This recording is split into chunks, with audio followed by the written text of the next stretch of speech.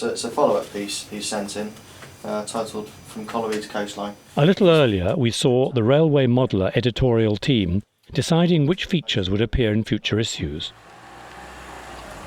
Now, writer and photographer Craig Tiley has arrived in Southampton to photograph Bob Petch's layout.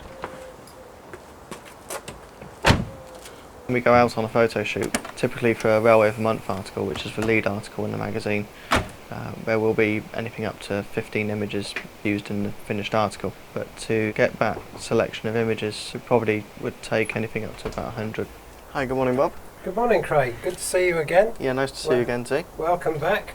Let's go on up into the loft and I'll show you what's changed up there. Bob's interest in model railway goes back to when he got married in the 1970s.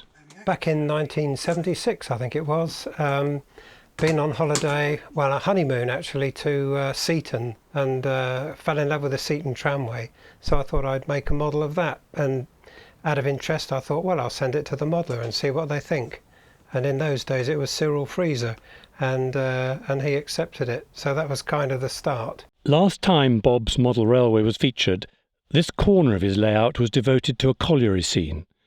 That's now been transformed into a seaside terminus based on part of the Isle of Wight Railway. So, Bob, this looks a lot different to when I last saw it last year. The colliery's gone and station in its place. So, That's right, yes. Well, I was able to take the entire colliery section out and use the existing base as a template for the new piece that I cut out, which literally I would just slot it in. Of course, the main thing was to change the background scenery to something that resembles possibly a bay somewhere on the Isle of Wight. So what's the station based on? Is it a prototype? I suppose loosely based on Ventnor with its canopy. And the canopy, is that was that scratch built? Scratch built. In the end, I had to scratch build it because I couldn't find a proprietary one that would actually fit the platform. Completely transforms this part of the layout from what it was before. So. Yes, it does. Yes. Well, I'll probably obviously get some good general shots, some close-up details, the signal box, perhaps the water tower as well. The main focus is the passenger train coming in, and with the signal will be quite prominent as well.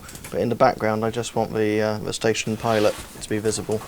To capture the pictures of Bob's seaside terminus, Craig uses a special technique of multiple long exposures, along with his own unique method of painting with light.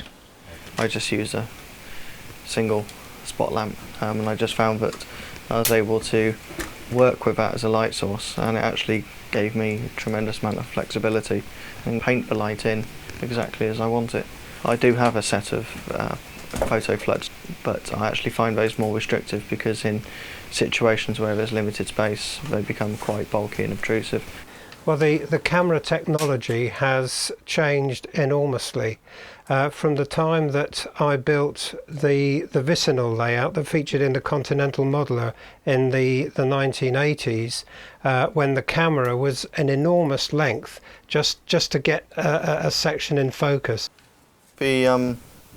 The coaching stock, that's quite unusual. The coaching stock is a little unusual. The Isle of Wight had all the cast-offs really. In the same way, my layout seems to have inherited old Triang Hornby clerestory coaches, which I've adapted without the cleristries and repainted into the southern stock green colour, one or two crimson ones as well, and made them up into rakes of 4 or 5 coaches, which fit nicely into the new coastal terminus. Okay, I think that one's good, Bob. Okay. We'll set up for the next shot.